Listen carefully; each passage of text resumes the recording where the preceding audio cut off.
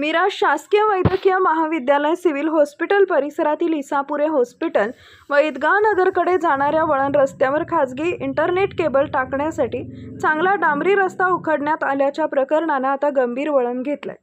परवानगीशिवाय सुरू असलेल्या या कामाबाबत युवाग्राम 24 मराठी न्यूजच्या टीमनं महानगरपालिकेकडे सर्व पुरावे सादर करून तब्बल 3 दिवस उलटूनही संबंधित कॉन्ट्रॅक्टरवर कोणतीही ठोस कारवाई न झाल्यानं प्रशासनाच्या भूमिकेवर संशय व्यक्त केला जातोय।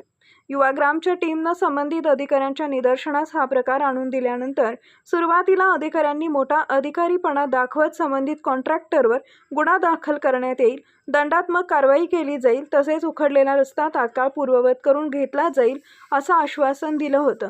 मात्र पहिला दिवस, दुसरा दिवस आणि तिसरा दिवस उलटल्यानंतर संबंधित अधिकाऱ्यांचा सूरच पूर्णपणे बदलल्याचं दिसून आले।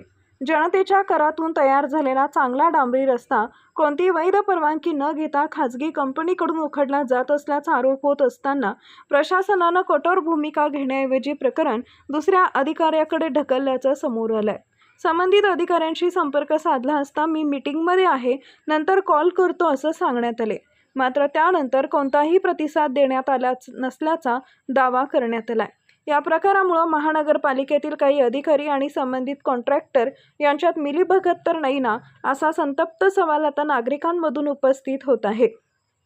परवानगी न घेता रस्ता उखडणे, रिस्टोरेशन परमिशन्स न घेता काम करणे, ट्रॅफिक पोलीस व महानगरपालिकेची मंजुरी नसताना खोदकाम सुरू ठेवणे आणि त्यानंतर ही कारवाई टाळली जाणं, या संपूर्ण प्रकारामुळे प्रशासनाच्या कार्यपद्धतीवर गंभीर प्रश्नचिन्ह निर्माण झाले। या प्रकरणी मिरज महानगरपालिकेच्या आयुक्त संजिता मोहोपात्रा यांच्याकडे जनतेच्या वतीनं पाठपुरावा करण्यात येणार असून आपले कर्तव्य पार पाडण्यास कुचराई करणाऱ्या अधिकाऱ्यांवरही गुन्हे दाखल करून कारवाई करण्यात यावी अशी मागणी करण्यात येते आहे। तसेच संबंधित खाजगी कंपनी, कॉन्ट्रॅक्टर, सुपरवायझर आणि कामावर देखरेख करणाऱ्या इंजिनियरवर गुन्हे दाखल करून त्यांच्याकडून दंड वसूल करण्यात यावा आणि उखडलेला रस्ता तात्काळ डांबरीकरण करून पूर्ववत करण्यात यावा अशी जोरदार मागणी नागरिकांमधून होत आहे। या 3 दिवसांमध्ये 3 ते 4 ॲक्सिडेंट त्या ठिकाणी झालेत। ॲक्सिडेंट झालेल्यांची संपूर्ण हॉस्पिटल खर्च हे महानगरपालिकेनं द्यावे, तसेच संबंधित अधिकाऱ्यांना निलंबित करावे अशी मागणी जोर धरत आहे। कोण तुम्ही दादा? आपल्याला महापालिकेने दिलेली परमिशन दाखवायची रस्ता उकारण्याची आणि भरलेल्या मेंटेनन्सची, हां ते दाखवा।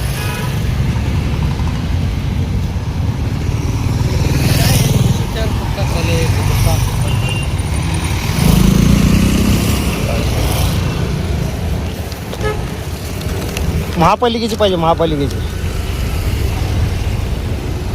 महापालिकेला तुम्ही परमिशन घेतला का हे उकारण्याचं?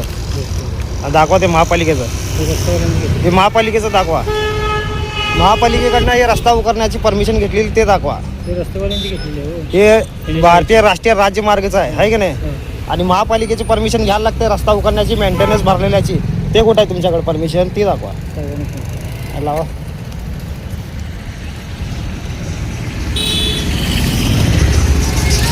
लावा, विचारा तुम्हीच परमिशन कुठं आहे म्हणा महापालिकेची।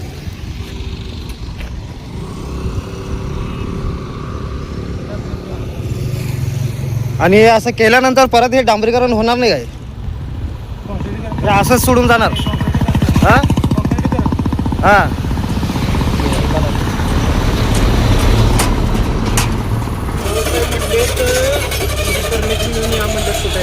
मग विदाउट परमिशन तुम्ही कसं काय केलं हे सगळं? आणि PWDची सुद्धा नाही तुमच्याकडे, नॅशनल हायवेची फक्त, आणि ट्रॅफिकची घेतला काय तुम्ही? रस्त्याच्या मधोमध्ये उकारलेला आहे, खड्डा खोदला तुम्ही, ते ट्रॅफिक पोलिसांची घेतली तुम्ही परमिशन? का नाही घेतली तुम्ही परमिशन? काम करता म्हणजे तुम्हाला सगळं माहीत पाहिजे ना, मग काय घेतली गेली नाही परमिशन? हां, नाही तरी तुम्हाला माहीत पाहिजे ना सगळे, विदाउट परमिशन सगळे अशी प्रायव्हेट कामं।